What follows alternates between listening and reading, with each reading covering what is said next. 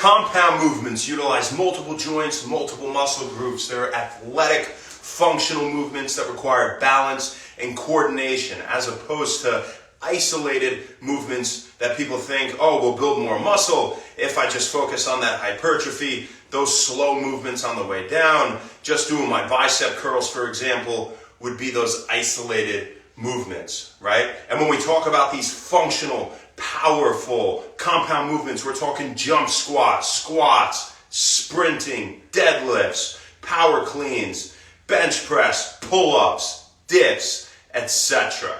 All sorts of things like that. So what is better for building muscle, for burning more calories? If I want to focus on my chest and I'm doing the push-ups with weight, am I better off just to focus on my chest, to do isolated flies or something of that nature? Well, actually, you produce more growth hormone, more testosterone, you burn more calories, you get greater increases in bone density. That's why it makes your bones stronger as well, because you can lift more weight with compound movements. Those, again, that require multiple muscle groups, those major movements. And that's why these should be the focal points, the focus of all of your workouts. They should make up the majority of your workouts if the purpose is to build strength and hypertrophy, right? So we have that. Also, we have a higher ceiling when it comes to these functional movements, because where we're using more different muscle groups, we can increase our weight quicker, we can progress fast, we can reach those fitness goals, and we can apply them to our everyday life, while studies also show that those primary movers, so say it's chest and a dip where you're leaning forward, or bench press, or push-ups where you're also utilizing, say, triceps or anterior delts in a dip and things like that. Actually, you will increase the size of that primary mover to an equal or greater degree, at least equal as you would with an isolated movement with that compound movement. So it's well worth doing the compound movement, especially focusing on that if you want to even just build the chest, right? Now, this isn't to say that isolated movements, they don't have their place, right? Well, of course they do. They just shouldn't be the focus of your workout if those are your main goals. Again, building strength and hypertrophy, right? And especially if it's for athleticism and sports and functional movement and things like that. They do have their place. Now say, if you're working out and you're doing your squats and maybe you're quad dominant in the way that you're doing them, well, maybe you're sacrificing your glutes a little bit, or maybe your glutes are tiring out a little bit faster, or maybe the glutes aren't being put through a full range of motion with that exercise, and so it makes sense after to isolate them, and also that will give rest to what was just being worked the hardest in that compound movement. Quads again, because you were just killing them the whole time, and they were overworking, right? Because they, that's just how your form was. Even if it was good form, there are quad dominant ways or glute dominant ways to do squats, for example. Then you go and you do some leg curls. You do some hip thrusts, things like that, where you're laying on the bench and you can focus on the glutes, but they should be done at the end of the workout. In the beginning, you should be focusing on those compound movements. So that is our quick, simple, short message. By the way, they've done electromyography, EMG. It tests muscle activation.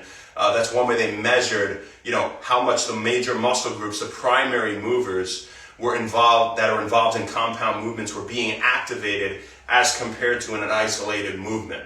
Okay, so that's what we got for you guys today. I hope it was useful. If you have any questions, post them now or send me a message. Try to make it short, sweet, precise, to the point, something you can take home, utilize. Happy birthday, Thomas Kernbauer. Happy birthday, man. I hope you had an awesome day, dude.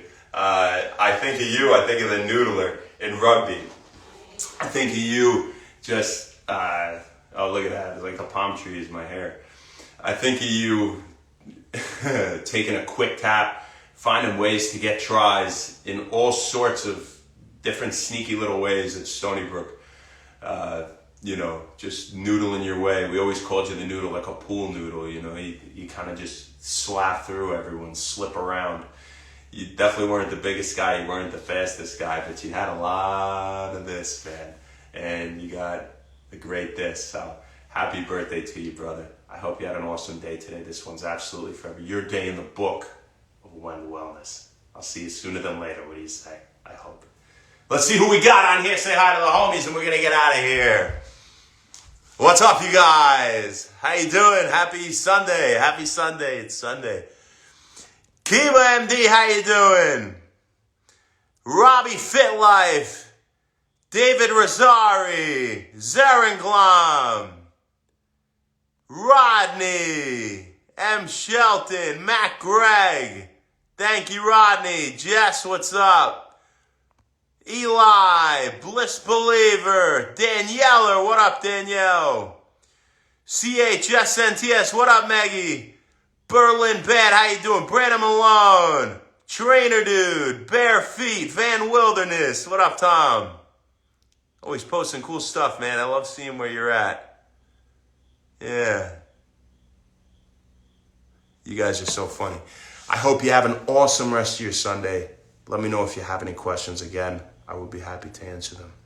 Salad and Spears, aside from me, like, getting naked on camera, I would answer anything. We'll see you tomorrow. Not sure where, not sure when, but we'll see you then. Happy Wend Wellness. Happy Sunday. Enjoy it.